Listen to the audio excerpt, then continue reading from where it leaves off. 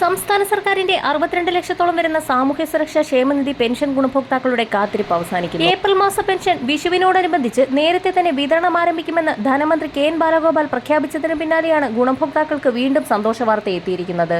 വിധവാ പെൻഷനുകൾ, വാർദ്ധക്യകാല പെൻഷനുകൾ, ഭിന്നശേഷി പെൻഷനുകൾ, കർഷക തൊഴിലാളി ക്ഷേമനിധി പെൻഷനുകൾ കൈപ്പറ്റുന്ന ഗുണഭോക്താക്കൾക്ക് പുറമെ 7 ലക്ഷത്തോളം വരുന്ന വിധവാ, വാർദ്ധക്യ, ഭിന്നശേഷി പെൻഷനുകളിലെ NSAP പെൻഷൻ ഗുണഭോക്താക്കൾക്ക് കേന്ദ്രവിഹിതം ഉൾപ്പെടെയാണ് ഇത്തവണ അക്കൗണ്ടുകളിലേക്ക് എത്തിച്ചേരുന്നത്. ഇതിനാവശ്യമായ 24.31 കോടി രൂപയും സംസ്ഥാനം മുൻകൂർ അടിസ്ഥാനത്തിൽ അനുവദിച്ചതായി ധനവകുപ്പ് വ്യക്തമാക്കി. ഈ വിഹിതം കേന്ദ്ര സർക്കാരിന്റെ PFMS സംവിധാനം വഴി ഗുണഭോക്താക്കളുടെ ബാങ്ക് അക്കൗണ്ടുകളിലേക്ക് ഉടൻ തന്നെ ക്രെഡിറ്റ് ചെയ്യും. ബാങ്ക് അക്കൗണ്ടിൽ തുക സ്വീകരിക്കുന്ന 26 ലക്ഷത്തിലധികം പേർക്ക് നാളെ മുതൽ തന്നെ അക്കൗണ്ടുകളിലേക്ക് തുക എത്തിച്ചേരാനാണ് സാധ്യത. ഇതോടൊപ്പം തന്നെ മാർച്ച് മാസത്തിലെ പെൻഷൻ തുക വിതരണം അവസാന ഘട്ടത്തിലെത്തിയപ്പോൾ ചില സാങ്കേതിക കാരണങ്ങളാൽ ഗുണഭോക്താക്കളുടെ ബാങ്ക് അക്കൗണ്ടുകളിലേക്ക് തുക എത്തിച്ചേരാത്തൊരു സാഹചര്യം ഉണ്ടായിട്ടുണ്ട്. ഇങ്ങനെയുള്ള ഗുണഭോക്താക്കൾക്ക് ബാങ്ക് അക്കൗണ്ടുകളിലേക്ക് ഇന്നുകൂടി 1600 രൂപ വീതം മാർച്ച് പെൻഷൻ എത്തിച്ചേരും.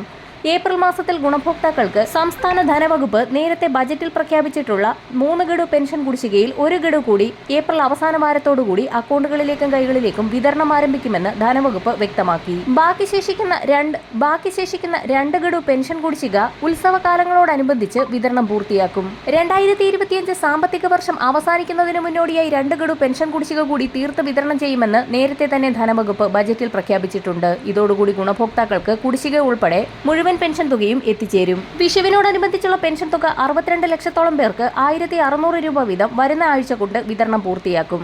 വരും ദിവസങ്ങളിലെ പെൻഷൻ അറിയിപ്പുകൾക്കായി ചാനൽ സബ്സ്ക്രൈബ് ചെയ്യാൻ മറക്കാതിരിക്കുക.